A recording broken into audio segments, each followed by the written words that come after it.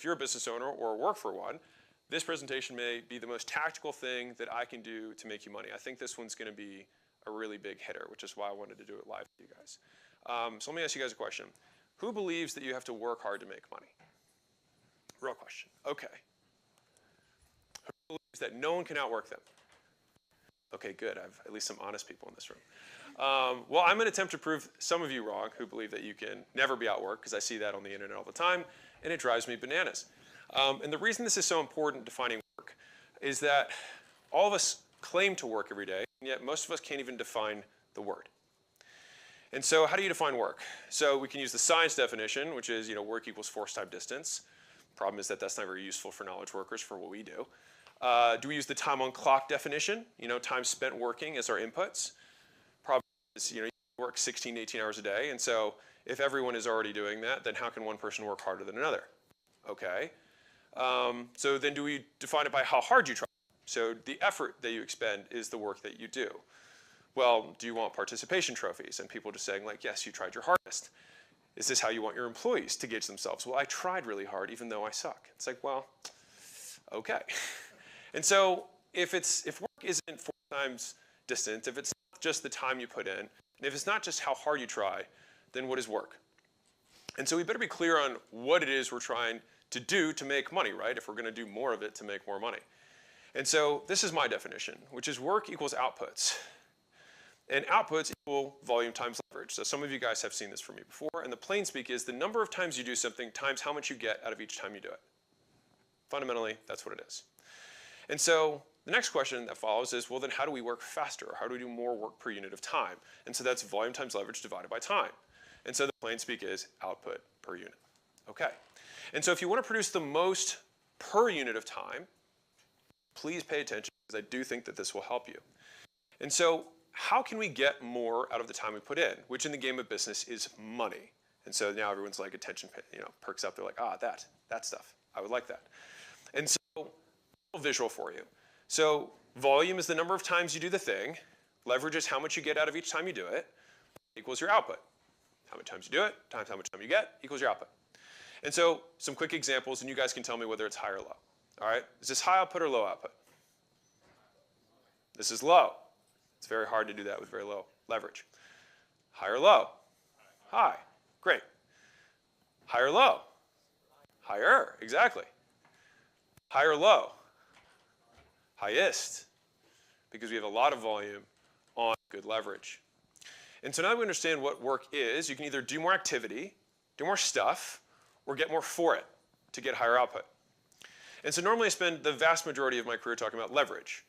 But today, I actually want to talk about volume. And the reason for that is because I'm talking to a lot of businesses. And I have taken for granted that people do all the volume stuff. And it turns out, after talking to many of you, that is just not true. And so here I am talking about leverage because I just assume you work your ass off. And that's fundamentally false for most of you.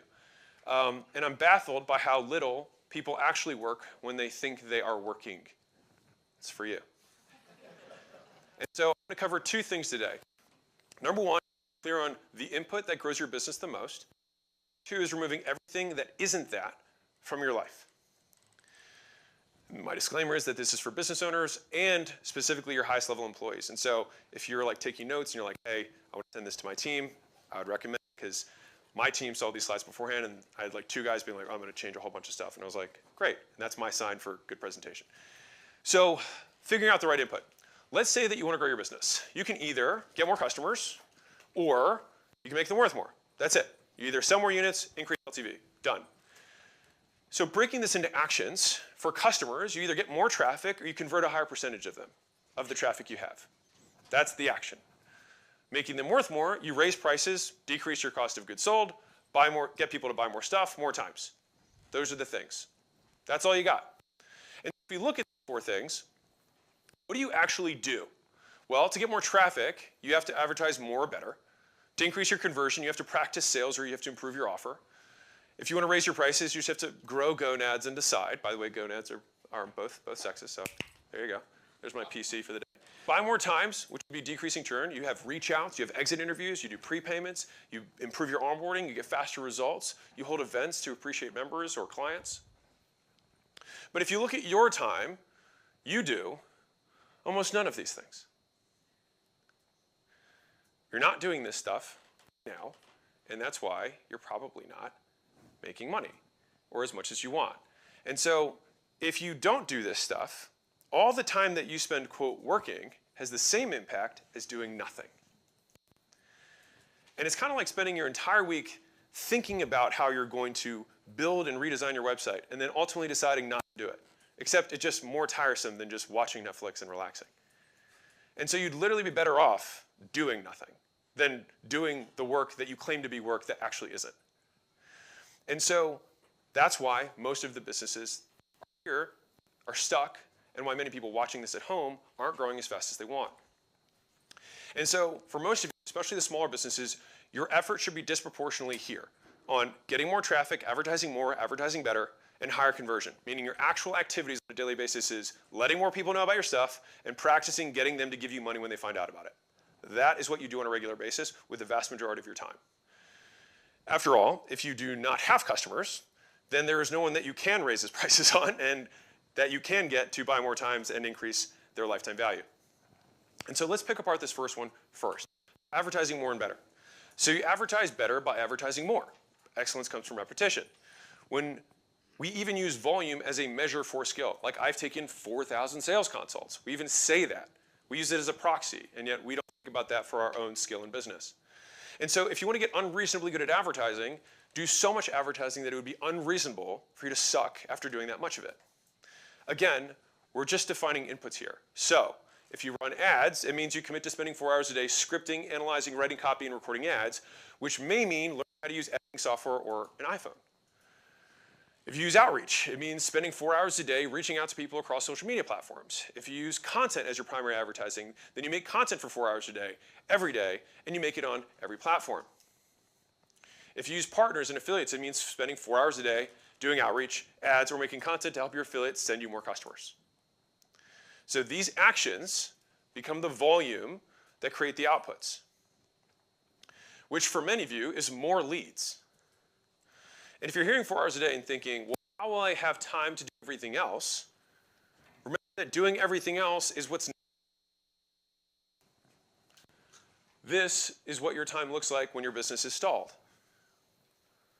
This is what your time looks like when your business is growing. And so too many of you, if you're honest with yourself, your days look like this. And expect results that look like this. I told you, I'll just give you a really thorough answer. And so before you say, but I need to keep doing, insert whatever thing that isn't growing your business, remember, you guys can do whatever you want. But if you keep doing the same stuff and your business isn't growing, then the stuff that you're doing is wrong. It is not the right stuff. And you have to learn how to let some fires burn. Some problems are problems, but are not the problem of the business today. And this is the essence of strategy. You learn to prioritize. Some things are more important than others, which means, yes, you can neglect them for a season. Then when they actually become the true limiter of the business, the true constraint, then you focus on them 4 hours a day until you solve it.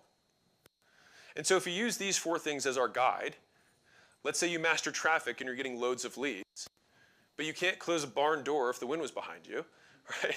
Then conversion becomes your limiter. And so then you train someone else on the advertising stuff you do because you mastered it, and then you spend 4 hours a day trying to optimize your conversion, which might look like this. You might actually track your close rate for a change. You might actually record all your sales interactions and do them from behind the person. You can actually see their identity. This is for brick and mortar people. And have a sign on your door that says that you record so you can do this legally. Watch game tape of sales. That actually worked every single morning. You practice your script out loud every single day. You hire someone who can give you feedback, ideally daily, on how well you sell. You have a 2-minute mental prep before you take consults every single time. You give a pre-sale questionnaire to every person who walks in the door, if you're brick and mortar or you have some sort of thing online, to get them ready for the sale. You qualify people on the phone better to pre-sell them. And then you actually do that every time. There we go. You guys getting this? Cool? Okay. So all problems are solvable with skills, and all skills are attainable with repetition and feedback. And once you have a skill, you can do it in less time, which gives you leverage, so you get more for what you do. The better you get at it, the less time it takes for you to do it, so you get more time back.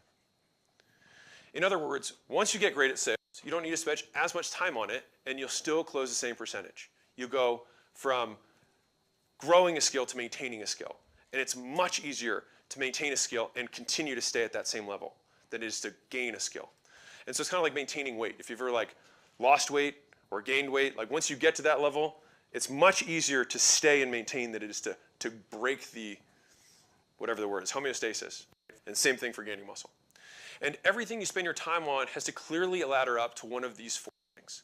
And so right now, if you look at your schedule and you're not laddering up to these 4 things, you're not doing the stuff that makes money. Otherwise, you're just doing this rather than this. But still, some of you guys are going to be thinking to yourselves, well, with what time, Alex? I can barely keep water as is. I'm very busy. Understandable. And if you have a special snowflake excuse, I'm special, you're totally right. It's literally impossible for you to do what I'm saying, and that's why your business will never grow. Cool. And that is my talk for today. No. Feel better? Of course, you're right. This will never grow, right? Happy now? You're totally justified as not achieving your goals. Consider yourself excused. All right. So for everyone else, right, we just have to face reality. Success, the marketplace, your customers, they don't care about whatever your excuse is, and it may be entirely justified. It also doesn't matter, and they also don't care. They just care about output. They care about what they can get from you, what's in it for me. And so if you're open to the idea that might know a little bit about making money and growing businesses, I want to get to the second part of my presentation, which was, that was my 11-year transformation. That's my before and after. How to make this easier for you. So I said I was going to cover 2 things. The first is how to get very clear on the inputs that grow your business. Everyone feel very clear on the 4 things that you need to do and how they ladder up to activities that you spend 4 hours a day. And you're like, great, but I don't have 4 hours a day. Well, that's why we're going to do the second part, which is removing everything else that isn't that from your life. And so the nice part about this second half of the presentation is that there's nothing to argue about. It's just facts. We all have 24 hours a day. I'm good there? So far, I've just stated facts? Okay. People who move faster just do better things with their time. You can cut grass with scissors, and it will take all day, or you can make 1 call and have someone else do it.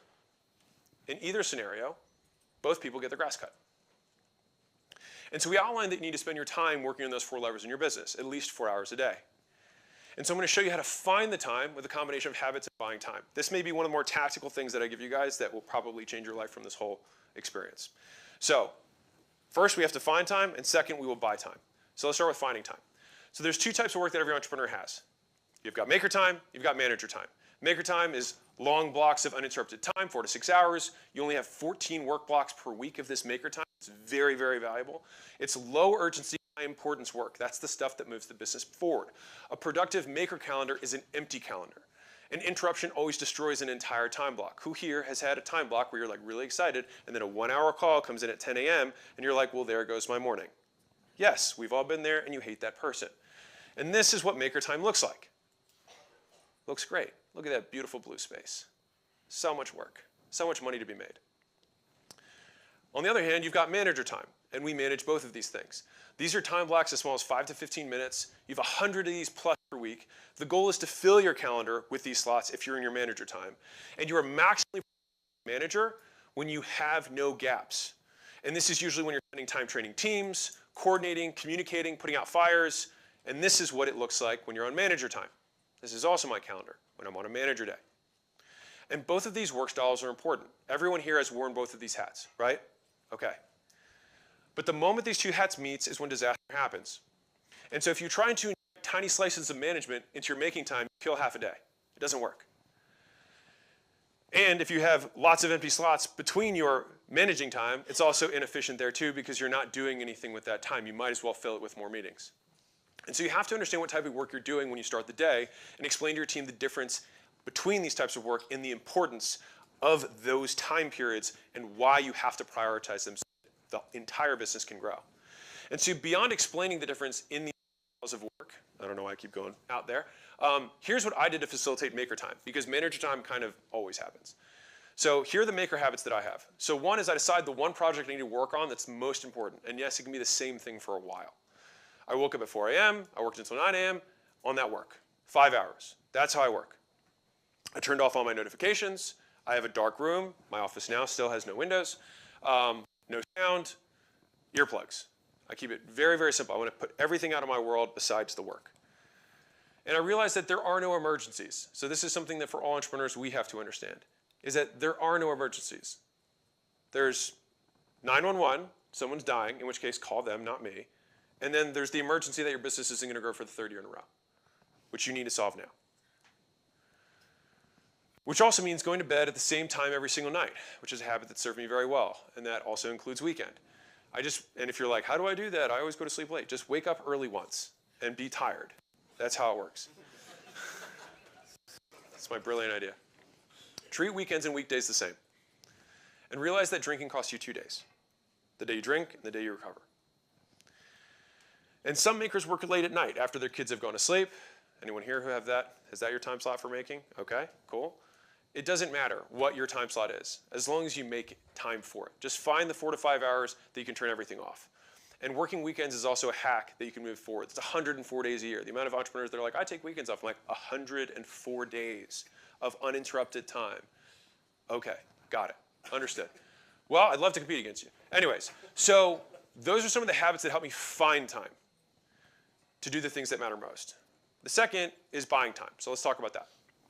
So you are the most valuable person in your business. You produce the most value for the company. And if you had a star employee, you'd want to maximize their every waking moment, right? If you've got, everybody here have some person you're like, man, I just want to clear the way for them. I just want them to just keep working, working, working. Okay. And we often do this with our teams, right? We try and empower them. We try and clear their calendars, try and give them help. But we don't do this for ourselves. And so there's the myth of work life and personal life, integration or whatever, and this isn't that talk. Believe me, I don't care about that talk. What I mean is that we all have one battery. And the problem with your spouse and your kids and your chores and your employees is they all drain from the same source. And so you become more productive by eliminating the things that make you unproductive more than you have some Pomodoro time hack. And this is what I really want to have sink in. You will become more productive through elimination than by adding optimization. Just by taking away all the things that are not the things that grow the business. And so I also bring this up because no one ever sticks with that stuff anyways. We all see the TikTok hack of put a timer and then take a walk. No one does it. No one does it. No one does it. So let's just forget about it. Why bother? But cutting things out, they are permanent reductions in energy drainage that you can reallocate to making more money, doing the stuff that matters.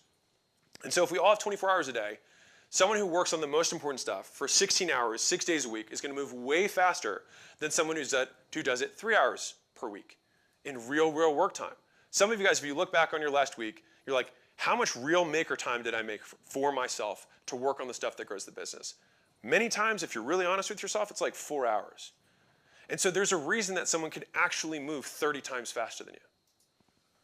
And that's the difference.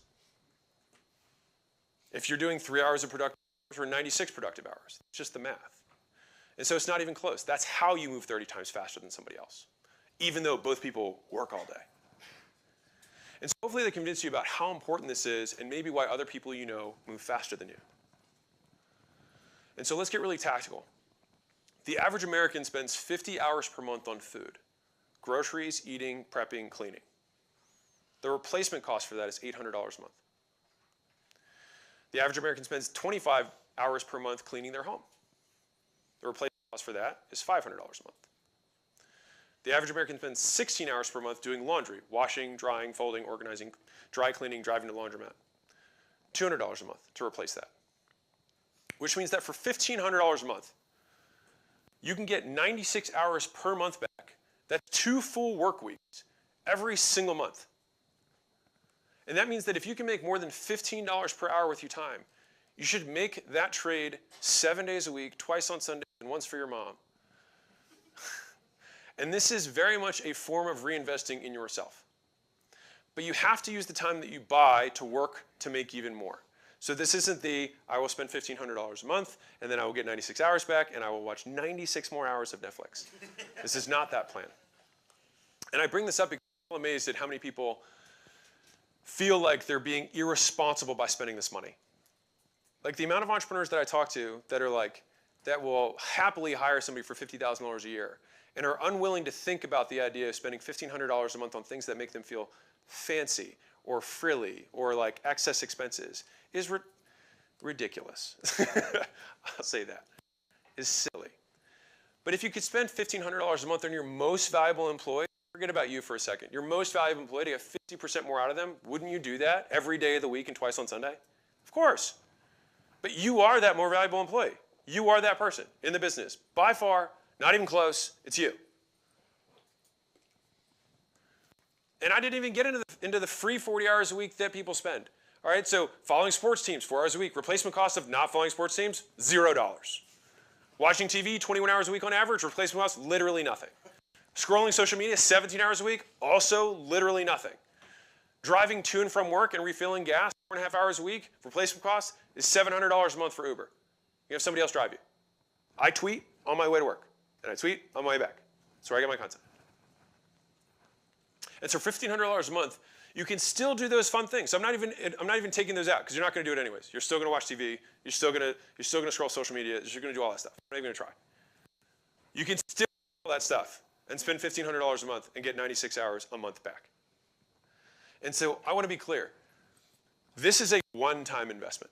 You will never get this back. I can't re-spend the $1,500 and get another 96 hours back. You only get to pull this trigger once. And I'm still amazed at the businesses that are doing $50,000, $100,000, $500,000 a month, and they still are analyzing this bill as something that they have even hesitated to spend money on because of whatever narrative they have around why it's good to clean your own laundry or cook your own food. Now, sure, if you like cooking and it's recreational, then fine. But you and I both know that's not what we're talking about. It's lunch on Tuesday. That's what I'm talking about. And so there are so few things that you can spend $1,500 a month on and get 96 hours per month back. And you can only pull the trigger once. And so this advice is so simple. And yet when I see rooms like this, with the same problems again and again and again, I had to make this incredibly obvious presentation. Because the only thing that's easier than doing this is not doing it, which is what most of you will probably do, is you will nod and you will think about it, and then you will do nothing. And you will still cook your fucking food, and you will still drive yourself to work, and you will still clean your house. You're like, well, I like my clothes folded a certain way. Who cares? Like, is it worth the business not growing by 50% this year? And somehow, those of you who do nothing will be amazed why a year later you're still in the exact same position, while someone else who took these simple steps 30x their output. And this is how you can actually do your day job as the manager while also giving yourself the time to do what matters most as a maker. Those 96 hours, you can take those 4 hours a day, and it's there. That's just from the stats. That's not just me. Like, it's right there. You can have it. And so this trading up for time is buying time, and it's less valuable work that you trade money for more free time to do more valuable work that you then trade to get more money. And you just never stop. This whole process never ends. And so bringing this all together, that's the stuff that actually grows your business. If you work on the right stuff, your business will grow. Like getting more customers, making them worth more. And if you want to do as much, of that as you can to grow your business as fast as you can. And make sure your day looks like this, not like that. And to do that in the real world, you eliminate everything else that's not that, which you do by understanding and explaining the difference between maker and manager for yourself and your teams, and giving yourself time every single day to decide the project that matters most, wake up a little bit earlier, turn off your notifications, get into a zone that you can actually work. Investing your most valuable employee by eliminating 96 hours per month of work for $1,500 a month, so that you can actually work not to 2x or 4x more effective. Let me say that again. So you can work not just 2 or 4 times more effective than your competition, but 30 times more effective than them. Because they're, like you, super distracted, have their notifications turned on, are taking calls in the middle of the day, and they too are only working 3 hours of productive hours a week. And you can absolutely murder them in their sleep by how much you crush them in business if you actually spend the time to do the things that matter, which almost no one does. And it's crazy because I spend all this time making all this business content about LTV to CAC ratios and decrease in churn and make sure your onboarding is streamlined. And people are like, I don't have the time. Find the fucking time. Buy it. It's right there. It's for sale. And so you maximize your time and actually work on the things that matter, which everyone else will then wonder when you actually do this, how does he move so fast? How does she move so fast? But you will know the secret, which is that there is no secret. You have one battery, and you just try and eliminate as many drains as you can that aren't aligned with your goal. And that's how you can compress multiple lifetimes of growth into one. Thank you.